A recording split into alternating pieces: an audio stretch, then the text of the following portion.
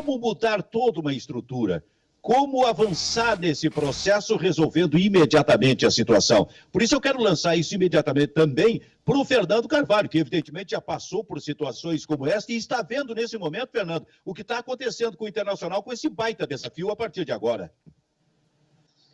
Bem, realmente, boa tarde a todos.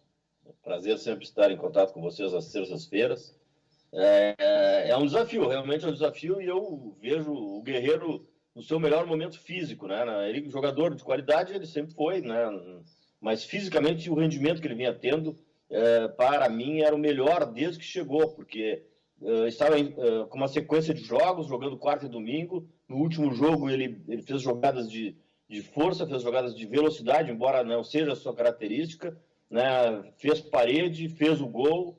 Enfim, estava tendo, além da qualidade natural que ele tinha de atacante, de goleador, também tendo fisicamente ótimo rendimento. E certamente será uma ausência muito sentida, né? Nós, dentro do grupo hoje, não temos jogadores com a característica para suprir a sua ausência. Certamente o treinador terá que fazer uma adaptação, né? Ele gosta de jogar com 2 atacantes por dentro, e eu vejo isso uma grande vantagem, porque ele sempre tem atacantes inteiros, né? Travou a internet do Fernando. Acho que travou, né? Volta. Que não precisa voltar tanto atrás. Tem o Yuri Alberto, tem o Galhardo, tem o Peglov, que eu ainda não sei bem qual é a função, né? Se joga pelo lado, joga por dentro. Na seleção ele seria um segundo atacante por dentro, mas também realmente eu não conheço o jogador para afirmar se ele poderá suprir essa vaga ali, né, na dupla de ataque. Mas é um desafio do Kudê, é um desafio do treinador, que eu acho um ótimo treinador, tem tido boas iniciativas, e vamos torcer que ele consiga encontrar uma saída adequada para suprir esse momento. Em termos de contratação, vejo muito difícil, né, contratações nesse momento, em função da janela do exterior estar fechada, e o mercado brasileiro está todo preenchido, né? Não temos jogadores aí que tenham condições, né, para liberação nesse momento, que venham suprir a nossa necessidade. Eventualmente um ou outro aí poderia, né? O mercado é vasto, mas eu vejo como muito difícil esse preenchimento aí de vaga do Guerreiro. Ô, Fernando, tu como dirigente, tu já viveu alguma situação parecida em que de uma hora para outra tu perdesse assim o teu principal jogador, o principal atacante pelo menos, e aí teve que fazer rapidamente todo um processo de engenharia ou reengenharia para solucionar esse problema, mas aí retomando e indo bem na competição? Tu já vivesse uma situação parecida? Não, em 2005 nós tínhamos um ataque com Fernandão e Arley Sobes, não sei se vocês lembram, até ganhamos do Juventude uma partida por 5-1. E o Arley tirou a clavícula do lugar, tem que fazer uma cirurgia, foi a única vez que eu me lembro, assim. Ele ficou 4 meses fora até, demorou para voltar, tanto que ele nem jogou a Libertadores direito, a Libertadores de 2006. Quando ele demorou para retornar, ele acabou ficando no banco, se recuperou em meio à Libertadores, jogou algumas partidas, mas não estava bem fisicamente. Foi a única vez que eu me lembro que realmente teve problema, mas aí o treinador alterou a forma de jogar, o Tinga passou a ser esse jogador que vinha de trás, né? E jogando junto com o Fernandão e com o Sobis, ele passou a suprir com outra característica, com outro modelo, ele supriu a ausência do Yarley. Mas realmente foi uma ausência muito sentida naquele momento, porque o Yarley era um grande jogador e confirmou na sequência, né? Quando retornou, ele retornou bem. Kleber, é aí que eu queria chegar, Kleber. O Fernando acaba de dizer que perdendo o Yarley lá em 2005, naquele momento que era importante para o time, o treinador teve que fazer essa reengenharia, isto é, fazer um movimento diferente. Aí o Tinga passou a fazer, digamos, a função do Yarley vindo de trás para se juntar aos atacantes, mas uma mudança teve que acontecer e não apenas aquela alteração. Saiu um atacante, entra outro atacante. Talvez o Inter esteja, Kleber, vivendo isso nesse momento, essa necessidade, porque também, como disse o Fernando, não é tão simples assim sair para o mercado e encontrar um outro centroavante, por exemplo, com a capacidade do Paulo Guerreiro. É verdade, o Internacional está perdendo, né, Silvio e pessoal, aquilo que está, talvez o setor que esteja acertado, né, o que está encaixado, que é a combinação do Galhardo com o Guerreiro, e a gente viu domingo contra o Fluminense a boa forma física do Guerreiro, né, até antes de sair o gol. Acho que as duas jogadas que antecederam o gol do Inter naquela sobra de escanteio, foram jogadas puxadas pelo Guerreiro, né? Então ele estava bem artilheiro do Campeonato Brasileiro. E a gente está discutindo também, né? O Cudê está meio que preso no modelo que deu uma resposta muito boa em março, mas está na hora de fazer alguns remanejos, algumas trocas, né? Eu não sei com que peça ele está pensando nisso, né? O Cudê está colocando muito foco em cima do Potker, que não é um jogador que tem essa característica que o Guerreiro tem. Então é um momento de repensar o Internacional. A saída mais fácil é ir no mercado e achar alguém com a característica do Guerreiro, né? É mais fácil na teoria. Na prática está muito difícil. Pois é. Não, é que, na verdade, hoje no Brasil não há esse jogador, né, Kleber? Não no tem. exterior, só a partir de outubro. Né? A partir de outubro, sim, haveria, em função... não que eu tenha nomes, né, mas a possibilidade de contratação é quando reabre a janela, né? Parece que vai abrir em outubro, então só a partir de outubro. Nesse momento não temos. O que se cogitava também, eu estava acompanhando o noticiário, o Internacional pegar um jogador não fazer um grande investimento agora, porque é difícil achar um nome, né? Mas ter mais um jogador para grupo e aí quando abrir a janela em outubro fazer um investimento. Mas de qualquer forma é uma missão muito complicada, né? Até porque em setembro o Júnior Maicá volta à Libertadores e começa a Copa do Brasil, né? Pois é, e Silvio, e também tem uma questão, né? O nível, né, do Guerreiro. O Inter, para repor isso aí, vai ter que botar a mão no bolso mesmo, né? Vai ter que fazer um esforço. A notícia agora do final da manhã é que o Inter consultou o São Paulo para ver a situação do Alexandre Pato, né? E o São Paulo tá querendo se livrar do Alexandre Pato, a verdade. A palavra é essa, né? Se livrar mesmo, porque o salário é alto, o jogador tá fora dos planos, não jogou agora no final de semana contra o Vasco. O Fernando Diniz enfim, não conta com o jogador. E, enfim, vai ter, e agora com a janela fechada também, o mercado é restrito, né? Vai ter que ou tirar algum jogador de algum clube brasileiro ou que está sem contrato. Tem o Ricardo Oliveira, que está rescindindo com o Atlético Mineiro. 40 anos. Mas enfim, Silvio, eu vou te dizer, traz o André com 29 não joga, traz o Ricardo Oliveira, então, o Guerreiro com 36 estava jogando muito, eu sinceramente, se der resposta dentro de campo... O tipo de futebol que o Cudê implementa, o Ricardo não tem mais essa utilidade, né? Porque ele não vai marcar a saída de bola, né? É um jogador que a característica dele era a movimentação, ele já não tem essa movimentação, embora tenha presença de área, mas mais era a movimentação. Eu não sei se o Ricardo Oliveira nesse momento seria adequado. Não sei, realmente é difícil. Claro, eu não tenho dúvida nenhuma que não seria. Sabe, 40 anos já é exigência 36 para o Paulo Guerreiro, com toda a qualidade que o Paulo Guerreiro tem. Imagina para um centroavante de 40 anos para enfrentar o futebol como ele é disputado atualmente. Agora, Fernando, Alexandre Pato, isso aí é mais uma das fórmulas mágicas, né? né? Eu acho que o Pato não tem a característica do Guerreiro, né? O Pato jogaria com o Guerreiro. Ele não é um centroavante, é um jogador que vem de fora para dentro, ele não se posiciona dentro da área. Ele competiria com o Galhardo, né? Competiria com o Galhardo e não seria o centroavante. Então, ele não supriria por essa razão. Afora, né, o Pato tem que reencontrar sua carreira. Será que vai dar tempo? Já está com 30 anos. Né? Será que ele vai encontrar sua carreira? Aquele atleta brilhante, né, que se pensou que poderia ser um dos melhores do mundo, acabou, né, não tendo uma sequência que todo mundo esperava. Eu, pelo menos, esperava que ele tivesse. Né? Foi protagonista de grandes vendas dos clubes em que passou e não tem rendido bem. Infelizmente, não tem rendido bem. Incrível, né? O Alexandre Pato, aos 30 anos de idade, era para estar voando, sabe? Brilhando na Europa com 30 anos de idade. Ele faz 31 em setembro agora. E a gente, Silvio, no Brasil, dá pra gente dizer que o Pato jogou só aqueles 6 meses no Inter, né?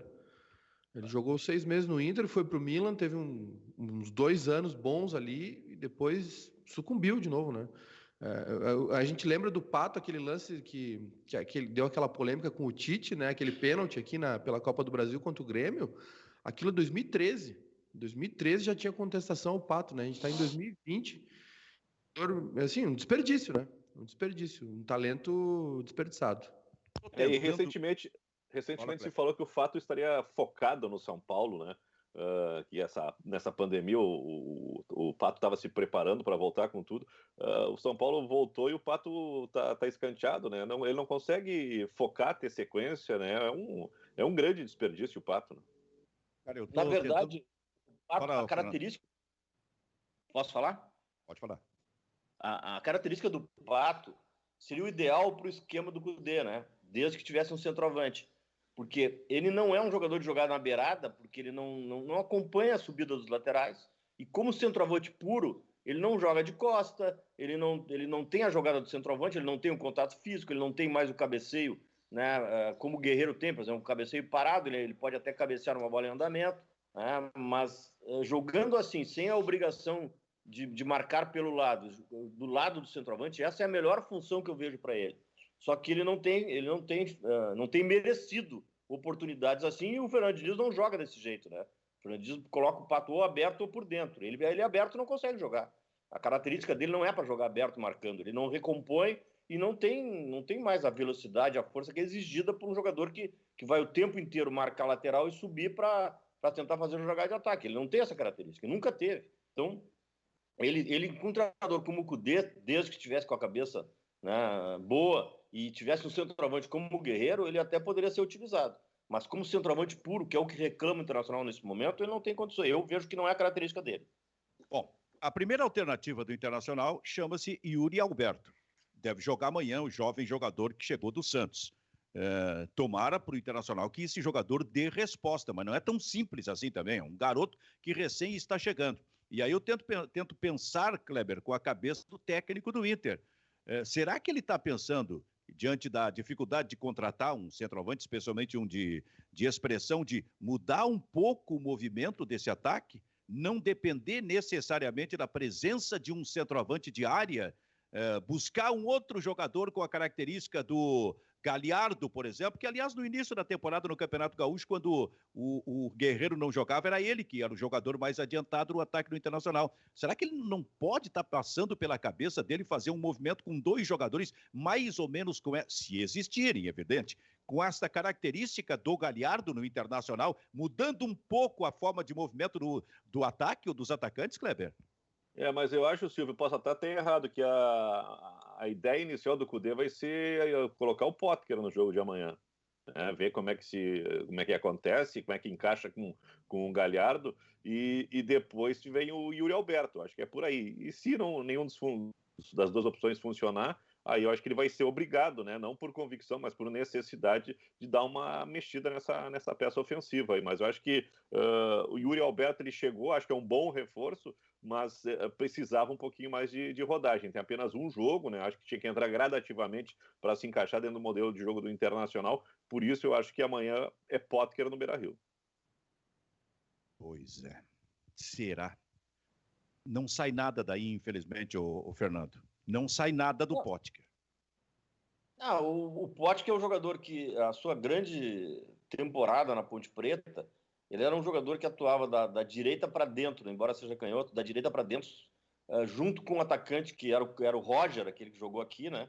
O centroavante era o Roger, ele era o meia ponta de lança. E essa dupla, a Ponte Preta chegou bem longe no campeonato, foi muito bem, principalmente no Paulistão, e foi isso que fez com que o Potker despertasse interesse. Ele jogava eu não me lembro se era ele jogava no interior antes, né? Não sei se era em Itápolis, Atlético Sorocaba. Ele jogou num clube lá do interior e também, com essa mesma função, teve grandes desempenhos. A origem dele é o Figueirense, aqui, né? No Santa Catarina. Mas ele, no Internacional, teve boas atuações no início, mas nunca foi efetivamente utilizado nessa posição. Ele sempre foi usado aberto, marcando o lateral. E como é um jogador pesado, né? Pesado, embora ele não seja lento, ele é pesado, ele chegava já, né, sem o fôlego necessário para as conclusões. Nesse ano atual, ele tem condições de jogar ali, mas até agora... Dentro desse esquema do técnico, acho que não. Porque aí ele teria que fazer o lado direito da linha de três. Ou o técnico teria que mudar o esquema. Mas ele na Ponte Preta ele jogava como segundo atacante sem muita obrigação de voltar. Sim, mas era um esquema diferente. Diferente. no esquema do Cudê, ele tem condições de ser o segundo atacante junto com o Guerreiro também. Ele, mais o Thiago Galhardo, não tem a contundência do centroavante, eles não cabeceiam, eles não têm posicionamento para jogar de costa para o gol, né? O arremate deles não é tão bom como o Guerreiro, que no curto espaço define, né? São jogadores que precisam de espaço, que precisam, né, de movimentação mais ampla do que o pequeno espaço da grande área. Mas é alternativa, né? O Yuri Alberto, falando nele agora, eu tenho ótimas referências dele, mas jogando entre meninos. Então ele vai ter que desenvolver ainda, ele vai ter que jogar com homem, vai ter que jogar com um futebol mais duro, mais pegado, como se diz na gíria futebolística. E isso vai trazer problemas iniciais para ele, né? É difícil um atleta com 19 anos chegar num clube do tamanho do Internacional e imediatamente dar uma resposta. Então a torcida, ela tem que ter uma certa condescendência, né, com esse atleta, e a própria mídia também, né, porque ele não vai dar resposta imediata, a gente sabe disso. Lá atrás, quando nós tínhamos um time B, era exatamente para isso. O jogador vai jogar, quando tiver no ponto ele vai para o time de cima, né? Ele não está tendo essa oportunidade de desempenhar num cenário menor, num cenário sem tanta obrigação, né, e vai virar exatamente para o maior cenário, que é o cenário do brasileiro, o cenário do time principal. O que tu ia dizer, Maicá? Não, só para trazer a informação ali, o Potker veio do Linense, né? O clube que o Fernando citou ali foi o Linense. Sim. E assim, dando meu pitaco aí nessa história do Inter, né, Silvio? É justamente isso que eu ia tocar no assunto. O Yuri Alberto, ele também não deixa de ser. É uma contratação com um embasamento, enfim, com muita prospecção, mas ele não deixa de ser uma aposta, né? E aí eu trago até para essa situação do Grêmio também. Do PP, porque assim, às vezes passa muito pela paciência do torcedor, né? Pelo entendimento do torcedor de compreender que quem entrar ali no lugar do Guerreiro, quem entrar no lugar do Everton, Cebolinha, cara, tem um processo, né? Tem todo um processo de adaptação, enfim, são jogadores que são consagrados, que dão muita resposta no que fazem e que precisam de um tempo de adaptação e muitas vezes não existe um jogador exatamente igual ao outro, né, com as mesmas características, executam funções iguais, mas com características diferentes. E é o mesmo caso do Yuri Alberto. A gente viu, por exemplo, no jogo contra o Fluminense agora o que o Guerreiro fez, né? O Guerreiro levou o ataque do Inter à frente, abrindo pelo lado direito, dando passe, é um jogador de muita técnica, né? De conclusão, então, nem falo, assim, de bom passe, ele tem uma jogada que ele arranca pela direita e ele dá um passe, assim, enfiado por Edenilson, que acaba não conseguindo driblar o Muriel. Então, vai passar muito pelo torcedor do Inter também, por essa questão do Yuri, né? Claro, o torcedor do Inter é cheio do Potker. O Potker é um cara que toda hora vai engrenar e nunca responde.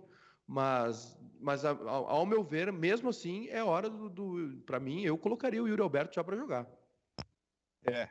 Mas o raciocínio do Kleber tem fundamento, né? Eu também, eu acho que o Inter, deu pro Potker. Ele não consegue, são 3 anos, cara. Não sai uma sequência de jogos, olha, esse jogador é imprescindível, ou é pelo menos fundamental no banco a todo momento. Ele tem entrado e não resolve. Então, eu acho que não é realmente a solução. Mas agora está faltando o atacante, né? O grande atacante, e estão faltando atacantes no Internacional. Quer dizer, por isso eu compreendo que o Kleber disse que daqui a pouco ele vai começar com o Potker na partida. Acho errado, mas acho que vai acontecer. Aliás, Silvio, tanto o Grêmio como o Internacional estão no mercado procurando o mesmo jogador, né? O Grêmio com a urgência menor. Tem o Diego Souza, mas que logo ali adiante, quando começar a Libertadores e Copa do Brasil, vai ter uma exigência muito grande, né? Para um cara que já não é tão novo e tão leve assim. Então o Grêmio vai ter que achar um 9, né? Porque o Luciano está indo para o São Paulo, o André foi dispensado e o Grêmio afastou o Ferreirinha. E o Internacional tem uma urgência muito maior, né? Senão vai ter que abraçar o Potker e transformar ou dar uma nova dose de esperança para a torcida, né? Mas o Grêmio, esse jogador Isaac é um bom jogador e esse jogador é bom, esse Isaac. O Grêmio tem pelo menos assim, num primeiro momento, uma reposição, mesmo que não seja definitiva, mas para suprir eventuais ausências, esse jogador é útil, esse Isaac. Mas Fernando, tu acha que o Isaac é 9-9 mesmo? Acho que é 9. Tem um jogador. Ele tem um jogador na categoria de base que o Maicá pode me esclarecer aí. Um que jogou, um grandão assim, que jogou na Taça São Paulo. Acho que é Fabrício, eu acho, né? Ele é. Não, que não ele é o Fabrício. Não é Fabrício? É um colombiano, não é? O Fabrício é um outro que entrava da direita para dentro. O Fabrício é o do Brasil de o Pelotas. Elias. Outro é o Elias, né? Acho que Elias, esse jogador também, eu acho que tem futuro. Tem futuro esse jogador. É forte, Elias... grande, tem contato físico. Mas o Isaac sempre foi um jogador de área, né? Sempre foi de área. Ele vem de trás, mas ele é de área. Ele veio do interior de São Paulo, foi preparado na transição do Grêmio e hoje está aí. É, né? Um jogador que eu acho que vai ter sucesso. O Elias, se não me engano, fez o gol contra o Vasco também na final da Copa Ipiranga no passado. E o Elias está trancado com a renovação de contrato, né? Uma renovação que o Grêmio não consegue fechar. Já era para estar no grupo principal. Ele é dessa turma do Rildo, do Diego Rosa, desses jogadores que já estavam sendo avançados. Muito interessante. E tem um outro também, o que está sendo colocado no banco agora, junto com o Rildo, o Maicá. Um outro garoto ali. Guilherme Azevedo. Mas tu já notasse que o que está sobrando, o que tem, digamos assim, de oferta para efeito de alternativa no ataque do Grêmio é só garoto? É só garoto, né, cara? O banco do Grêmio, Silvio, eu até tô buscando aqui as últimas escalações do Grêmio, porque assim, teve jogo no Gauchão, por exemplo, que era um zagueiro e o Júlio César, né, o David Braz ou o Paulo Miranda, o resto só guri no banco. E agora, claro, aumentaram as substituições, né, tem mais gente no banco agora, mas ainda assim, uma gurizada. Deixa eu pegar aqui a escalação do Grêmio. Não, mas o que eu quero dizer é o seguinte, daqui um cara que gosta de garotos, dos lançamentos de garotos, eu lembro o tempo que o Fernando estava lá, que daqui a pouco era o Nilmar, não era mais o Nilmar, era o Rafael Sobis, daqui a pouco era o Alexandre Pato, para funções fundamentais do Internacional, e deu certo. Eu gosto disso, mas eu também acho muito peso ter reservas como alternativas para o ataque apenas garotos. Eu acho que nem a questão do peso, eu acho que é a questão da oscilação mesmo. Claro, o peso que a torcida joga, a esperança que acaba botando a responsabilidade assim, antecipada, né, em cima desses jogadores. E lembra que a gente conversou, vocês lembram que a gente conversou ontem sobre o PP, por exemplo, né? Que tá com pouco a torcida do Grêmio, eu tenho certeza que vai começar a encher o saco do PP, né? E tem que ter um tempo, né? Tem que ter uma paciência com o jogador. Mas olha o banco, Silvio, contra o Corinthians, o banco do Grêmio, sábado. Paulo Vitor, Juan, né, zagueiro, Rodrigues, outro zagueiro, David Braz, Darlan, Lucas Silva, Tassiano, aí Rildo, Patrick, Thiago Neves, Guilherme Azevedo e Isaac. Ô, Fernando, já teve algum momento da tua passagem como dirigente que tu tinhas à disposição um banco de reservas quase todo de garotos? Era o que eu mais gostava, filho. Era o que eu mais gostava. Naquela época tinha Daniel Carvalho, tinha Diogo, Chiquinho, era só gurizada. Rodrigo Paulista, que entrou num Grenal, inclusive fez um gol. O Nilmar nem se fala, né? Teve o Sidmar antes que não deu certo. Enfim, tu lança meninos em dois momentos. No momento da necessidade, quando tu não tem alternativa, né? Que foi o caso de 2003 conosco. E depois no momento em que ele destaca, que o atleta destaca, que foi o caso do Sobis, né? O Sobis já foi em 2004, né? 2003 foi o Nilmar, 2004 o Sobis. O time já estava mais montado e o Sobis foi entrando e acabou, né, se tornando titular. Eu vejo o PP, por exemplo, fazendo uma comparação. O PP hoje tem o Diego Souza, tem o Michael, tem jogadores de qualidade, jogadores experientes que darão suporte a ele, né? Na época do Nilmar, o ataque era Diego e Nilmar. Diego, Nilmar e Daniel Carvalho, né? E deram certo, e a gente conseguiu chegar bem no Brasileiro. E não sei se vocês lembram, nós só não chegamos à Libertadores daquele ano, porque na véspera, nos 4 últimos jogos daquele ano, de 2013, o Daniel Carvalho foram convocados para a seleção, né? Ele foi jogar um Mundial no final do ano, e a gente acabou, aí nós ficamos com Feijão e Diego para jogar no ataque, aí o nosso time enfraqueceu, aí a gente não teve condições, mas os meninos estavam dando conta do recado naquele momento. Então, como eu disse, depende do teu momento, da tua necessidade, né? O Internacional hoje eu não vejo no Inter, não conheço o Peglo, não posso falar, né? Eu não vejo um jogador para jogar de centroavante hoje, um atacante que realmente possa ser utilizado.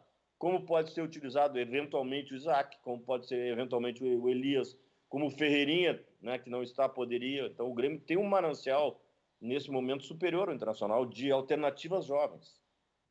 Bom, esse é o Bairrista Futebol Clube, parceria do Grupo Bairrista com a RDC TV.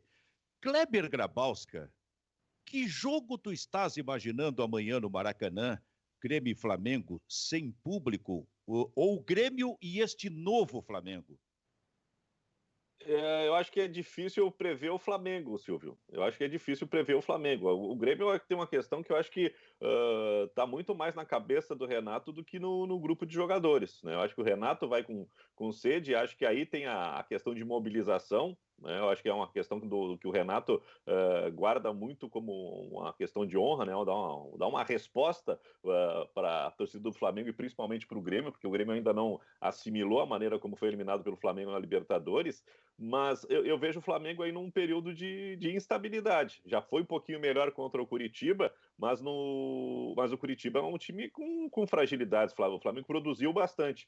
Então eu não sei que Flamengo o Grêmio vai pegar, mas eu acho que dificilmente o Grêmio vai pegar um Flamengo com todo aquele potencial que estava jogando no ano passado com o Jorge Jesus. Já tem um pouquinho mais de tranquilidade, de calma no Flamengo com a vitória seguida aí contra o Curitiba, mas eu acho que é um menor em relação ao Flamengo do ano passado. Ô, Maicá, eu te provoquei ontem aqui, tu fosse assim, claro, tu já está com muito medo desse jogo aí. Por que o medo, hein? Não, eu não disse que eu tava com medo, eu disse que eu tô todo cagado. Porque eu acho que o Grêmio... É que palavrão, eu não costumo usar palavrão aqui no programa. Pode dizer isso? Não pode, passou, o que eu vou fazer agora? Vou me retirar do programa, não aceito isso. O seguinte, ó, só para fazer justiça, tá? Quem usou que eu usei agora foi o Silvio. Eu disse que eu tava com a fraldinha cheia. Eu acho que o Grêmio... passado. Não devemos olhar para o passado. É um passado presente, né? O Silvio, eu acho assim, eu respeito muito o time do Flamengo. Primeiro que ano passado o Grêmio não soube ganhar do Flamengo, né? Não entendeu como o Flamengo joga. Aliás, poucas pessoas entenderam. E acho que o Grêmio tomou uma decisão errada, que foi aquele jogo contra o Ceará. Eu ainda não superei esse jogo. O Grêmio deveria ter ido com esse jogo com um time mais forte, né, para voltar com os 3 pontos. O jogo contra o Corinthians realmente equilibra as coisas, né? A camisa pesa, a tradição. O Corinthians tem uma proposta aí de anos de cuidar bem da sua defesa e depois atacar. E o Thiago Nunes acho que até foi contratado para mudar isso, mas não vê peças para fazer isso. Aí o Grêmio, o que aconteceu? O Grêmio deixou os pontos no Ceará para vir para essa sequência de 3 jogos difíceis com força máxima. Tropeçou em casa, né, contra o Corinthians, pega o Flamengo no Maracanã em busca de recuperação, é um time muito perigoso, o Grêmio vai ter que se superar lá. Então, se o Grêmio se poupou para alguma coisa, né, se tinha que poupar alguma coisa para jogar, era para jogar com o Flamengo, então que poupasse um pouco contra o Corinthians, acho que dava para equilibrar 2 times contra Ceará e Corinthians. E o Vasco, o Grêmio vai ter que se impor lá. O Vasco está numa fase boa, né, crescendo com o Ramon, mais um ex-jogador que pinta no cenário. Agora, a chance do Grêmio ter... A decisão errada do Grêmio contra o Ceará ter aberto uma sequência de 4 jogos ruins é muito grande, né? Esse desperdício vai fazer falta para o Grêmio. Então, eu acho que o jogo de amanhã é muito difícil, muito, muito complicado. O Flamengo não desaprendeu ainda, apesar de estar oscilando, né? O Grêmio vai ter que se superar amanhã, vai ter que se esforçar muito para conseguir vencer o Flamengo. Ô, Fernando, e esse Flamengo aí, hein, Fernando? O Flamengo, na verdade, ele está num momento de transição, né, de um treinador líder, de um treinador que tinha comando total do grupo, que determinava funções para os atletas, eles cumpriam, para um treinador que nunca foi líder, que nunca foi chefe, né, que sempre foi auxiliar técnico. Eu acho que isso é um problema. Isso é um problema. Mesmo que ele tenha conhecimento, mesmo que ele tenha uma experiência na atividade, o fato de ele nunca ter sido o chefe, né, a pessoa que determinava coisas aos atletas, certamente traz uma menor, vamos dizer assim, ascendência dele em relação ao grupo. E o grupo do Flamengo é um grupo de estrelas que dependia muito dessa voz, desse comando, né? Era um time muito intenso, que marcava em cima, né? Não dava folga nunca para a saída de bola do adversário, coisa que agora não está acontecendo. Ele teve um jogo que ele jogou com 5 atacantes, né? Mas tendo o Vitinho é um jogador que não é tático. Então ele só cumpre a jogada do Vitinho principal é a jogada com a bola, ele não joga sem a bola, ele tenta sempre a jogada individual, não é coletivo. Certamente o Vitinho não vai jogar. A armação que ele fez, né, ele não dispôs, como fazia o Jesus, os dois atrás entrando por dentro para ter um meio campo reforçado.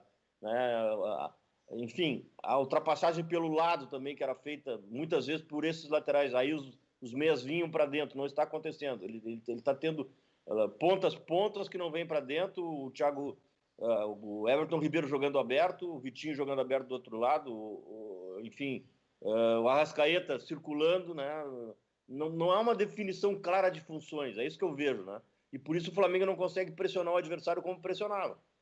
Eu vi em vários momentos o Bruno Henrique aberto pelo lado, quando a grande vantagem dele foi jogar por dentro junto com o Gabigol, na mesma estratégia que faz o Kudê, por exemplo, que os dois atacantes centrais ficam permanentemente voltados para o ataque, né? E vêm até o meio-campo para marcar. Então, tem várias diferenças que eu notei na nova estratégia de jogo do Flamengo que não pressionam tanto o adversário. Então, o Grêmio vai ter essa folga, o Grêmio vai ter essa possibilidade.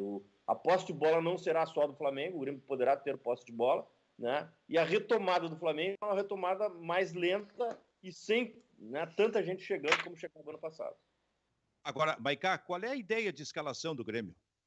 Força máxima, né? Força máxima, Sim, Maicon e Matheus Henrique por dentro, Jean-Pierre, Alisson e PP e o Diego, né? E a zaga completa, com Orejuela, Jeromel, Kahneman e Cortez. É o time que jogou contra o Corinthians. O time titular. Esse time do Grêmio tem condição de, lá no Maracanã amanhã, Kleber, neutralizar esse Flamengo aí meio indefinido no momento? Eu acho que pode tirar proveito dessa instabilidade do Flamengo, mas acho que o Grêmio tem que fazer alguns ajustes, né? Eu não gostei muito do Grêmio contra o Corinthians, né? Mesmo que tenha criado chances, e o Renato tenha dito assim que foi uma grande atuação, deu os parabéns ao grupo e disse que só faltou o gol. Acho que a movimentação do Jean-Pierre no primeiro tempo, meio que andando longe da área, é uma complicação, né? O Diego Souza foi dominado pela zaga do Corinthians, acho que tem que acertar isso aí. O PP tem que ser mais decisivo, acho que o Grêmio tem que entrar muito na área, o Grêmio jogou muito pelos lados contra o Corinthians, lógico, que foi o que o Corinthians ofereceu, né? Fechou a frente da área e o Grêmio jogou por ali, tem que jogar mais com bola trabalhada, né? Eu acho que é por aí o jogo do Grêmio, né? Mas tem que ter uma melhora de produção em relação ao que apresentou contra o Corinthians. Vai ser um outro tipo de jogo, porque o Flamengo não vai se fechar tanto quanto o Corinthians, né? E acho que o Grêmio também pode crescer no seu volume de jogo. E o Grêmio tem que ter também uma atenção na marcação, nessa movimentação do Bruno Henrique, né? Do Gabigol, dessas peças importantes do Flamengo, especial em relação ao Everton Ribeiro e o Gerson, que são os caras que dão as cartas ali no meio campo. Fernando, tá bom o tempo aí na praia, Fernando? Tá frio, tá começando vai chover, tá começando a chover. Até sexta vai chover, né? Até sexta vai chover. Eu vou dizer Mas uma pelo coisa. Menos não vai nevar, né, Silvio?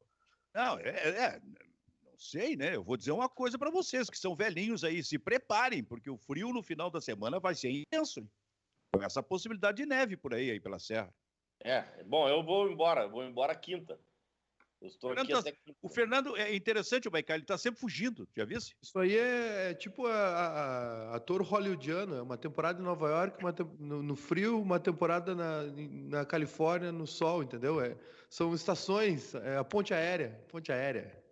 Olha aqui, ó, eu tô aqui, sabe o que eu vim? Eu tenho uma goteira cativa, desde 2010. Eu não consigo achar essa goteira, eu tô aqui só olhando para ela, tá pingando aqui no meio da sala. Eu tô atrás, não, então eu vim com... Tu não consegue achar? Não consegue achar a goteira? Não, a goteira existe, eu tenho que achar onde é que ela começa. Eu não sei onde é que ela começa, já fiz de tudo e não consigo achar. E tá aqui aberto, tudo aberto agora na minha sala, e eu vim para cá com uma equipe para ver se eu resolvo, pelo menos esse ano, né? Bom, vende a casa. Se tu não acha 10 anos, vende a casa. Eu tô achando que eu vou construir outra casa para arrumar uma outra goteira, né? Goteira é outra... Mas a goteira é da nossa cultura, né? A gente não vive sem goteira. Agora, vai esfriar. Hã? O nosso clima com chuva permanente aqui no inverno, sempre acontece isso. Ô, Fernando, tu tá vendo muito jogo nesse momento? Eu tenho visto bastante. O que tu tem visto? Não, eu tenho visto do Campeonato Brasileiro, a Série B, né? Série B. Fernando, viu o América do Lisca, não? Não ontem. Ontem eu não vi o América, mas já vi. Vi sexta-feira, achei bem interessante. E tem um jogador que o Atlético Mineiro está tentando tirar do América, que é um meia chamado Alê. Né? O América não tem nenhum medalhão, né? Tem alguns mais rodados, mas não tem assim um grande nome. Mas é um time bem direito, hein? Ontem deu um sufoco. O Eduardo Bauerman, aquele nó que era do Inter, que eu acho um bom zagueiro. Tá muito. Tem uns. Qual o nome, Fernando? Fernando, qual o nome do zagueiro que cortou aí? Repete, por favor. Eduardo Bauerman. E o Zé Ricardo Volante também é muito bom. E tem um meiazinho, número 10, que há anos tá lá e eu não gosto. É miudinho, picoteiro, assim, e é ídolo da torcida. Não me lembro como é o nome dele, Danilo. Mateuzinho. Ô, Fernando, a Champions League, tu tem visto? Eu vi o massacre. Mas os outros jogos eu acabei não vendo. Foi um chocolate monstro. Aquele massacre, aliás, colocou o grupo bairrista no mundo. Não sei se tu sabia, né? Porque a grande expressão do bairrista era aqui no Rio Grande do Sul e no Brasil como principal veículo de comunicação do país, como o bairrista se considera, né? Mas agora ganhou uma expressão internacional. Tu não sabia disso, não? Não sabia. Pô, conta pra ele aí, Maicá. Pois é, tem o pessoal fez uma projeção aqui. Sabe que o mundo do videogame, como eu joguei videogame, já mudou, né? Há muito tempo, inclusive. E agora tá uma loucura, assim, tem toda uma febre, todo um mercado novo. E aí a gurizada aqui, o Lucas Weber aqui, que trabalha conosco, fez uma projeção colocando o Messi. A gente tem fez uma projeção aqui do Messi nos times do Rio Grande do Sul, né? Exceto o Grêmio Inter também. Mas colocou como seria o Messi no Pelotas, no Juventude, no União Frederiquense, no Ipiranga de Erechim, né? Sim, eles colocaram o Messi com a camiseta de cada um desses times. Ontem eu vi, por exemplo, a camiseta do Rio Pardense. Sim, isso aí, tudo, União Frederiquense, tudo isso aí. Aí o Olé lá da Argentina viu, né? Postou, aí o troço viralizou, saiu na Espanha também, saiu em todo lugar. A todo mundo ansioso. Chegou na Espanha isso, tu sabia, Fernando? Na Espanha esse trampo. O Messi deve estar louco para vir para Frederico Westphalen, porque aí eles fogem, né? Aliás, a informação é que ele comunicou hoje ao plantel, né? Que realmente não quer permanecer. A informação é que crescem as chances do Lionel Messi jogando a divisão de acesso. Mas tem um humorista gaúcho que eu acompanho e gosto muito, que é o Nego Di. O Nego Di falando sobre essa goleada é impagável, né? Alemanha, que paizinho desgraçado esse para fazer goleada nos outros, né? Olha, a semelhança com o 7-1 é total, né? Até pela presença do Thomas Müller ali. Foi uma coisa impressionante como o futebol alemão evoluiu, né? E algumas a gente, né, pode discutir, mas claro, ficou a herança do Guardiola, da passagem por lá e de toda a reprogramação que o futebol alemão fez pós Copa de 2002, mas essa aliança que eles fizeram entre a parte física, né, e muita técnica, e a disciplina alemã para posicionamento e a parte tática, olha, esse Bayern de Munique aí é uma máquina, né? Tomou conhecimento. É uma máquina, realmente é uma máquina. Tem jogador bom em todas as posições, né? Thiago Alcântara jogando demais, né? Jogando demais. Fernando, se tu gosta do Nego Di, tu deve ter gostado do que ele falou do Internacional e do Moisés, né? Que o Moisés, ele é ambidestro. Isso é, não rende com nenhuma das pernas. Parece que foi mais... Você lembra que ele foi mais ou menos isso? Ele diz que o Moisés é um ótimo jogador de canastra, de buraco. Não, mas tem que levar para o lado do humor, né? Ele é muito bom, o Nego Di é muito bom. Ô, Kleber, eu joguei a Liga dos Campeões aqui no assunto, na mesa, porque hoje tem o Neymar tentando provar coisas, Kleber. Mas hoje eu acho que é um pouquinho mais fácil, digamos assim, porque tem uma parceria melhor, né? Paris Saint-Germain não teve o o Di Maria, que estava suspenso, o Mbappé só entrou nos 30 minutos finais, e a gente viu como melhorou o Paris Saint-Germain quando o Neymar teve o Mbappé ao seu lado. Lógico que do outro lado tem um time que é muito parelho, muito equilibrado, que não teve crime nenhum na vitória contra o Atlético de Madrid, soube enfrentar o Atlético de Madrid, né? E essa Champions ela é muito complicada da palpite, né? Porque tem surpresa, e agora é reta final, é tudo ou nada, e tem um ingrediente novo, não é ida e volta, né? É um jogo só, tudo pode acontecer. Então é a grande chance do Paris Saint-Germain e também do Neymar, porque o caminho está aberto para ser o melhor jogador do mundo, né? Com as eliminações do Messi e do Cristiano Ronaldo, e a crise imensa que vive o Barcelona, né? Será que pela primeira vez a gente não vai ver nem Messi nem Cristiano Ronaldo entre os 3 maiores ali do ano? Será? Olha, o Messi nunca, o Neymar nunca esteve tão próximo, né, de ser considerado o melhor do mundo. Acho que a Champions League vai definir entre ele e Lewandowski. Tu acha, Fernando? Eu também acho. Eu acho que o Messi vai estar, né? O Messi não tem como não estar fazendo o número de gols que ele faz, porque ele joga muito, né? Não tem como, mesmo na fase ruim do clube dele, não, né? Mas gols ele tem feito e atuações boas ele tem tido, só que não dá para segurar, né? Vem aquela patrola alemã lá, não tem nem Messi segura, né? Os caras passaram o rodo. Mas acho que o Lewandowski é um jogador que não tem brilho, né? Ele é o jogador da posição. Ele é um matador de carteirinha, né? O número 1 do mundo é ele. A bola chega ali, se passar uma pomba dentro da área, ele cabeceia, né? Ele é desse centroavante. Então...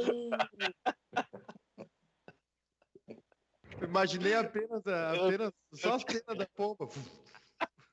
Eu fiquei imaginando as penas.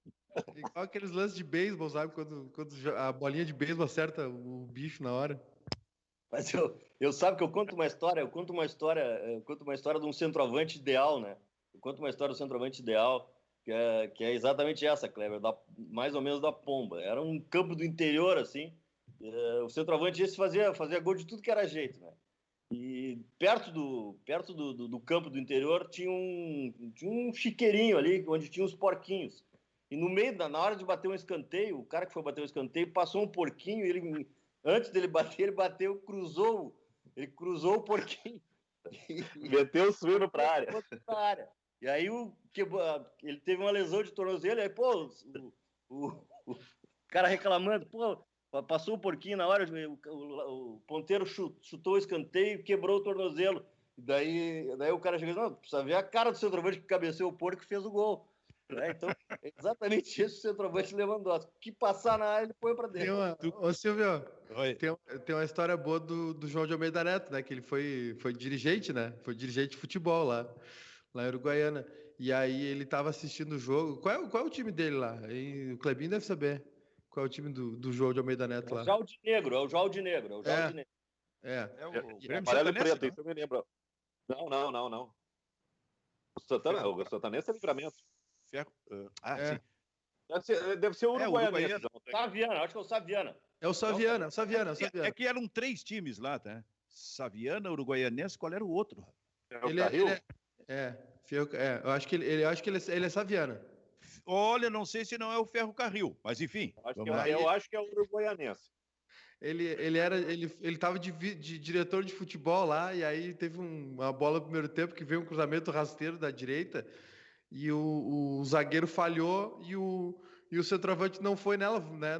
Furou a bola, e a bola passou e terminou 0-0. Ele foi pro vestiário conversar com o centroavante, chegou pra ele, pô, meu filho, aquela voz de trovão do João de Almeida Neto, né? Como é que tu não fez aquele gol? E ele, não sei o quê, não tava esperando, o zagueiro furou, não tava esperando a bola ali. Ele falou assim, tava esperando que passasse o quê ali, um tatu? É óbvio que a bola ia passar ali. Sabe que essa história de centroavante me fez lembrar, já que o Fernando está no programa, me fez lembrar do seguinte, o Fernando gosta de histórias. Em 1966, o Internacional não encontrava o centroavante, o Claudio Miro não tinha se firmado ainda, começa a se firmar lá no fim de 66, 67, né? O Inter até teve um centroavante chamado Joaquim, que foi buscar no Aimoré, mas, enfim, estava atrás de um centroavante. Aí o Inter vai a Santa Catarina e traz um centroavante chamado Miranda. Esse cara, eu acho que foi o pior centroavante que eu já vi na minha vida. Ele não jogava nada. Mas tinha um detalhe, cobrava falta como ninguém. O Miranda veio da Itália. O Miranda veio da Itália, foi em 1966. o Internacional fez 7 gols no primeiro turno e os 7 foram dele. Só de falta, não jogava nada. Ele não jogava nada, o Maicá. Tenta imaginar tu que ia ser trovante, Maicá. O cara não jogava nada, mas ninguém cobrava falta que nem esse cara. Então ele ficava chuleando a falta. Quando a falta surgia, ele vinha bater, porque invariavelmente era gol. Teve até uma falta, se não me engano, que ele cobrou e fez o gol e desmaiou. Teve uma história assim, era um jogo complicado, né? O Mirandaço. Aí ele foi conhecido como Mirandaço, mas foi o pior centroavante que eu já vi na minha vida. Eu pensei que tu ia falar do Chueda. Senão que o Inter contratou o Chueda. Isso também, é verdade. Eu tenho de táxi aéreo, o Arthur da Grave trouxe, treinou 2 dias, os caras mandaram embora porque não tinha habilitação para treinar. Chueda. Eu falei isso pro Maicá porque o Maicá é centroavante, né? Bondade tua, né, Silvio? Aliás, eu tô desesperado, né? Porque são 5 meses já sem jogar bola, tá demais a situação. Marca contra o time do Kleber aí pra tu enfrentar. Já enfrentou o Kleber? Não, só joguei junto. Não, já enfrentei no society, assim, mas o time dele não. Tá louco. Os caras ele, zagueiro te marcando. Eu contando a história do centroavante do porco e da pomba, eu acabei atrapalhando vocês para concluir o assunto melhor do mundo.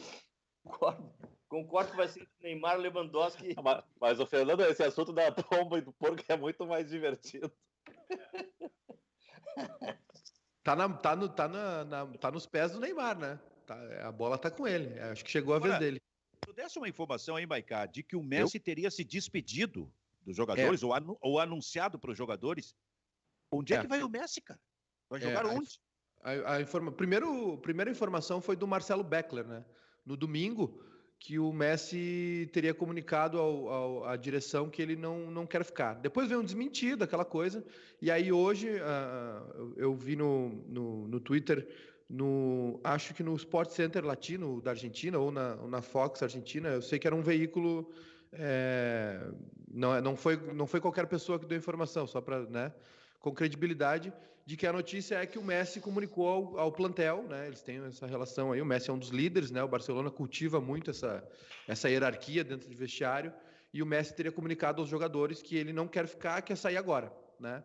E tem esse rumor já há um tempo, de que ele está muito insatisfeito, de que ele pediu para o pai dele parar a negociação com o Barcelona, que ele teria comprado uma cobertura muito próxima lá do San Siro, enfim... A Inter a Inter de Milão há um tempo começou um processo de retomada, né? Ontem à noite a gente estava fazendo aqui uma transmissão e começamos a falar, a gente estava fazendo uma transmissão da rodada do Brasileirão e começamos a falar de jogos, né? E aí começamos a tentar lembrar a última vez que o Milan disputou uma Champions League, né? A última vez que o Milan jogou a Champions League foi 2012 para 2013, a Champions League 12-13. 7 anos sem jogar. Imagina o Milan, talvez o maior clube do mundo, junto com o Real Madrid, fora da Champions League há 7 anos, né? A Inter também, agora ontem passou o carro no Shakhtar, tá na final da Europa League. A Inter, sim, num processo de retomada, contratou Antônio Conte, né? Contratou o ataque da Inter é muito forte, né? Lukaku e Lautaro Martinez. Então, imagina o Messi nesse time aí, muda tudo de figura, né? Mas olha aqui, o passado do Messi em relação à seleção argentina já foi de abandono 2 ou 3 vezes em insucesso. Ele não é acostumado com insucesso. Claro que o insucesso dessa semana foi terrível, foi uma catástrofe, né? Mas ele recupera. E eu tenho certeza que ele vai continuar no Barcelona, entendeu? Ele já deu declarações em outros momentos que sairia da seleção argentina, que não queria mais, acabou sendo convencido, retornou, se tornou capitão. E do Barcelona é a casa dele, a Barcelona é o ambiente dele. Ele vai ruminar essa amargura aí por algum tempo e vai acabar ficando no Barcelona, não tenho dúvida. Se fala também no City, né? Se fala no Manchester City, que poderia entrar na parada, a relação dele com o Guardiola. Mas eu também, olha, eu não sei, eu concordo com o Fernando, eu não vejo muito ele fora do Barcelona, não. O Barcelona tá com um problema, assim, é um problema entre o grupo de jogadores e a direção, né?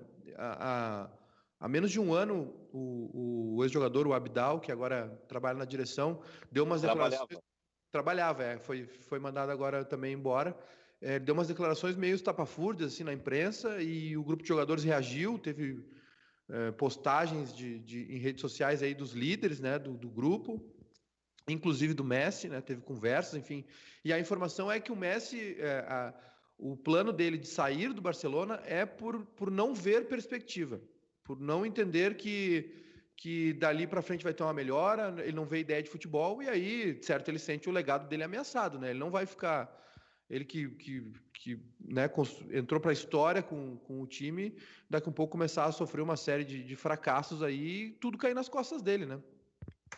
Sairia, Kleber? Eu acho muito difícil. Eu acho que é uma pressão que o Messi está fazendo para ver se o Barcelona troca de direção, né? Mas o Bartomeu, que é o presidente do Barcelona, não está disposto. Até estava pensando em chamar eleições antes, mas no mínimo ele vai até março. Então temos aí um impasse. Mas eu acho pouco difícil. Acho pouco provável que o Messi permaneça no Barcelona. Acho que não vai ganhar essa queda de braço aí. Pois é, cara. Olha... Mas é impressionante o que aconteceu e o Messi nunca tinha sofrido uma coisa como aquela. Essa goleada de 8-2 deve ter sido a pior da história dele, da vida dele, né? Essa é a pior da história do Barcelona. Acho que o Barcelona, numa Champions, tomar 8, isso não existe, né? Tem uma estatística que o Barcelona tomou a última vez, e talvez a única que tomou 8, foi numa decisão de Copa do Rei contra o Sevilla em 1940. São 80 anos. Já tomou 8 como dirigente do Inter, ô Fernando? Não, nunca tomei 8, nem fiz. E como torcedor também? Como torcedor também não? Torcedor fez com a Juventude. Aquele goleiro Orlando lá do... Você lembra, Benfica? Nós ganhamos de 12, ó. Do Ferro Carril, né? Ferro Carril. Aquele eu lembro, eu tava naquele jogo. Eu acho que não foi 12, eu acho que foi 14, cara. Foi 14. 14. O Orlando, o pobre do Orlando, que pesava uns 110 quilos. E a agilidade dele era... E deu pena de ver o Ferro Carril naquele jogo. Foi o placar mais elástico que eu participei como torcedor. Ô Silvio, falando em Champions League, a final é domingo, né? A final é nesse domingo às 4, é no horário do jogo do Grêmio, é isso, né? O horário do jogo do Grêmio? O Grêmio e Vasco é domingo às 4. A Champions League, eu acho que o final... Eu vou confirmar aqui, porque as semifinais são... Quero me liquidar, não tem como botar um desses jogos aí às 6? Então, eu acho que a final é domingo mesmo, pela informação aqui que está circulando. A Liga Europa sexta-feira e a final da Champions no domingo. Então ferrou. Então vou pegar uma testada. Então vou pegar uma testada. Não terá minha torcida. Como é que é? O Vasco não terá torcida do Fernando Carvalho. Muito boa essa frase aí. Eu acho que Ô, Maiká, com ela nós podemos encerrar o programa ou não? Podemos, tá quase na hora, né? Você viu? Só para mostrar aí, se o nosso Júnior B tiver condições, o time do João de Almeida realmente era o uruguaiano, amarelo e preto. Então era tudo, tinha razão. Então. Tá, mas o Flamengo terá a tua torcida amanhã, ô Fernando? Mas é no horário do jogo do Inter com o Atlético Goianiense. É um pouquinho mais cedo. Vai dar para ver um tempo. Sim, vou assistir olimpicamente. Eu queria que vocês dessem uma olhadinha no Jorginho, camisa 10 do Atlético Goianiense. O que vocês acham? Já tá passado, já é antigo, esse aí não dá mais. Acho que o Jorginho tá no Atlético Goianiense desde a primeira vez que o Atlético veio para a primeira divisão. Você é tipo um velho youtuber que eu conheço aí. Já tá passado e se acha gurizão. Fabiano? Baldaço, né?